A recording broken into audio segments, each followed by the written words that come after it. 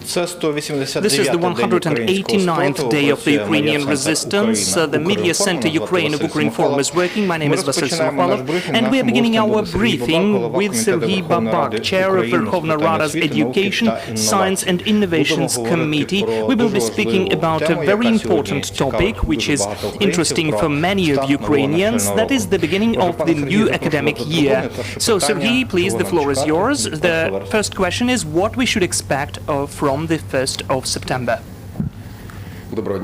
Hello. Well, of course, the 1st of September is an important date for all of us, not only because all of us are teachers in the past, but just because the 1st of September is an important date for the whole country.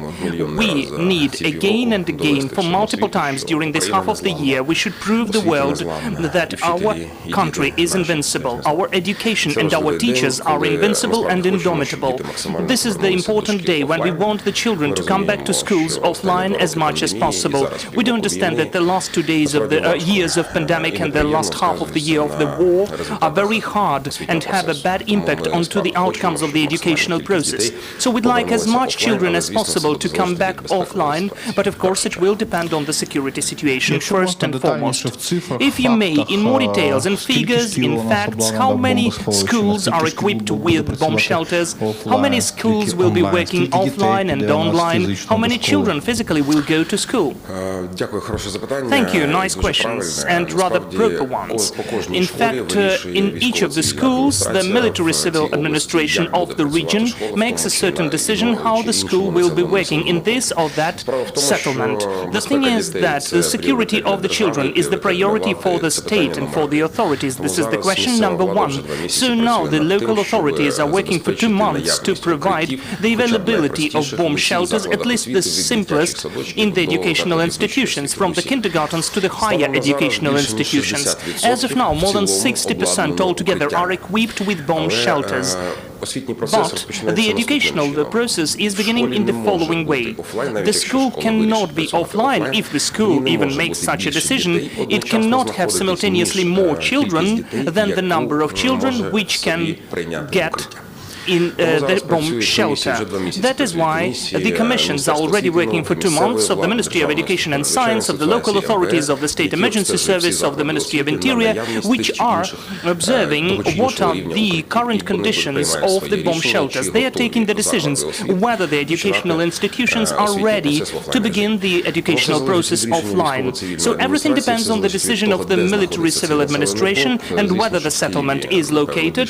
In Kiev, I would say that the majority will try to get offline, and it's obvious that in Kharkiv region, in Zaporizhia Oblast, in Mykolaiv, the process will begin online. And then we will consider whether it's far from the combats and warfare, or where the MLRS can reach, and so on. Even if they have a nice bomb shelter, and they are formally, for instance, 40 kilometers from the contact line, the children will not get to schools. This is the security issue. So it's like this. 2 incredibly important questions, which are interconnected but separate simultaneously. First, the training of the children who are now abroad, because the European legislation claims the children to go physically to schools there. How can you combine that? And secondly, the children who are now at the occupied territories, because the occupational authorities are claiming them to go again physically to the schools which are they are opening there. And how can we provide for these children access to Ukrainian education? A good question, thank you.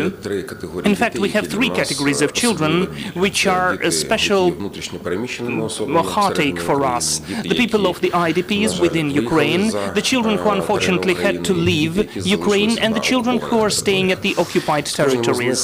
With each of these categories, we are working, and the schools are working with them on the territories which are temporarily temporarily occupied by the aggressor country, we have approximately 1,300 schools.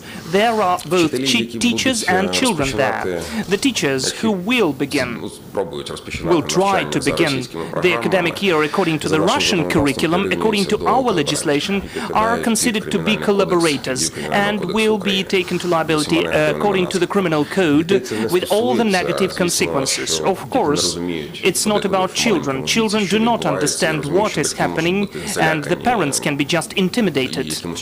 And in some way, they can be forced to make children go to schools. Maybe it will take place sometimes, but after liberation, we will definitely work with those children and with those parents to train them both morally and psychologically for Ukraine. But all of the schools which are now in the occupied territories will be working online. And I know that some of the teachers, mostly the teachers, don't want to work with the occupiers. Sometimes silently, sometimes secretly, they go on to educate our children online. My respect to all of them, but as for the children who are abroad, they will go on studying online in the Ukrainian schools. We are not losing touch with any of the Ukrainian children. The administration of the schools are in touch with those children. I thank our partner countries that they have helped and allowed our children to integrate fully into their education system. In some of the countries, really, there is a claim, a requirement to go to the schools of those countries offline, but there is no ban to simultaneously study online in Ukrainian schools.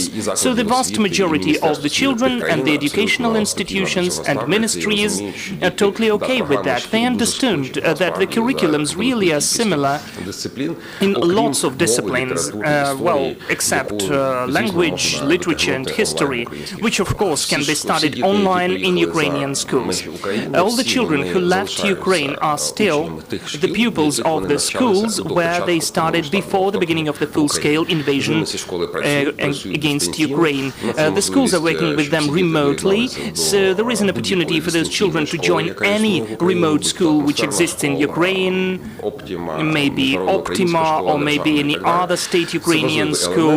It's an important element, and now the authorities are thinking to create a separate big state remote school to unite not only the children who are now located beyond Ukraine, but also to unite the children who are internally displaced persons, and sometimes it's hard for them to get to the place of education where they are now at, and to unite the diaspora which is beyond Ukraine, for them simultaneously to get both Ukrainian education and the education of the country where they are now at.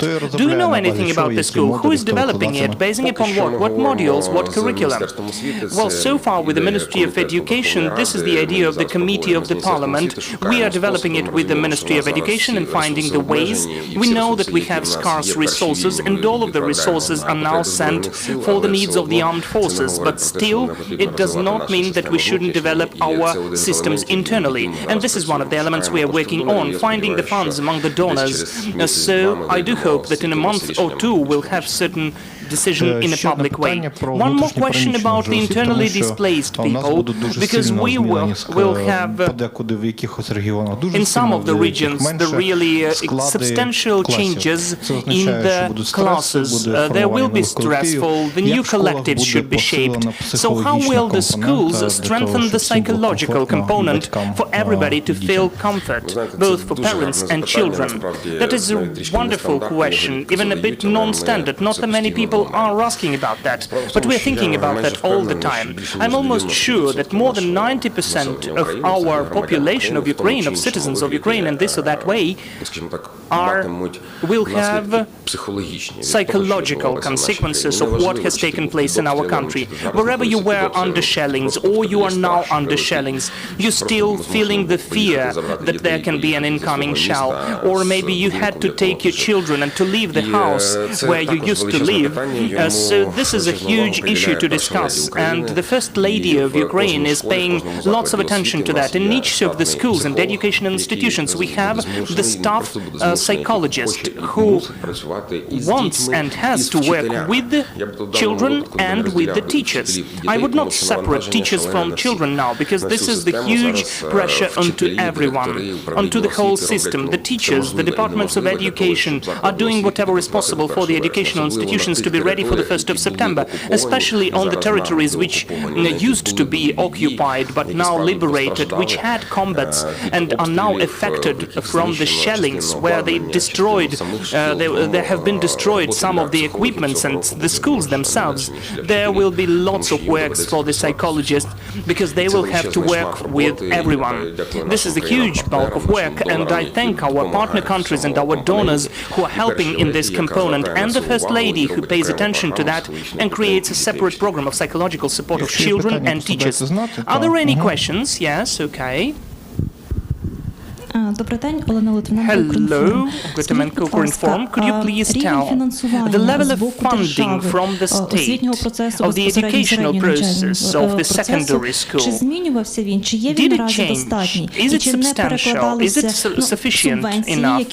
And were there subventions from the country? Will they have the same volume which they have been foreseen before, or they were decreasing because of the combats on the territory of Ukraine? Thank you for the question. As far as you know, honestly speaking, I don't remember, but I think in a couple of months, or maybe in a month and a half after the beginning of the full-scale aggression, we sequestered the budget for 10 or 12%, if I'm not mistaken. It was about all of the expenses, including the educational subvention for the secondary education. Partially, it is compensated. Well, in fact, there is enough of money, because some of the schools are destroyed, some of the schools which are now located at the occupied territories are suspended, so the teachers get 2/3 of the salary if the school is not working. But the issue is relevant and very hard. In fact, the sequester of the budget took place, the educational subvention decreased, all the expenses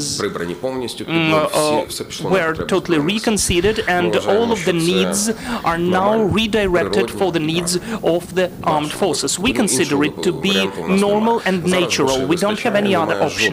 We have enough of money. There is not a single teacher who doesn't get salary. The subvention is sufficient. Every first day of the month, it is transferred by the Treasury and the Ministry of Education. Then I can add, for the development of what my colleague said, a follow-up question. What should we expect for the budget for education for 2023? What will the committee do? Yes, I know this is a very complicated question, but still we would like to understand. Yes, it is a hard question. Till the 15th of September, I will not be able to answer it, because you could see the budget of the Ministry of Finance, and we do understand that we are living in the same country. We know the current situation, and we know that it will be lower than the budget last year. Unfortunately, our economy was affected by the armed aggression. All of the spheres of life were affected, so it will be lower. But I do hope, and I'm almost sure, that the educational subvention will be fully planned for the next year. Yes, there will be some problems with the expenses, well, because of the current situation. Any other questions? The question about the work of the kindergartens and the higher educational institutions, which are also beginning their active work mostly in September. What will be the peculiarity of the beginning of work there? The kindergartens will have the same peculiarity as in the secondary educational institutions. The military civil administration will take every single decision what would be the format of functioning of each kindergarten. In the preschool educational situation is harder with the shelters because they were not considered for bomb shelters as they are. So the local authorities are thinking what to do, especially in the rural areas, whether they should construct shelters, which type of shelters should be constructed, and what they should be considering. So we do understand that the full-scale bomb shelter are very expensive to construct, and maybe there is no sense to construct them, but the local authorities in any case are dealing with that. That is about the kindergartens. More Moreover, statistically, more than half of them have shelters now, according to the results of the commissions, and they are ready to work since the 1st of September. In the higher educational institutions, it's a bit different. The institution itself, not the administration, takes the decision what will be the format of the academic year. Some of them will begin the year even offline, but the majority will try to begin it in a mixed format, when the lectures can be conducted online, but practical seminars will be conducted in the labs in the universities. Everything depends on the availability of the shelters, but the situation is better there with the shelters in the universities. Some of them were constructed after the end of the World War II, so they have the full-scale bomb shelters. Yes, maybe they don't have the place for all of the students, but at least they can take half of them. The universities are getting ready to that. Some of them have already started the studies on the 15th of August for the higher courses, and some of them will start later. It's a bit simpler with the universities, but simultaneously they are taking a decision autonomously in which format they will begin the academic year. Any other questions left? If there are no questions left, we will thank you and we will finalize this briefing. We had Serhii Babak here, chair of the Parliament's Education, Science and Innovation Committee. We were speaking about the beginning of the academic year. See you.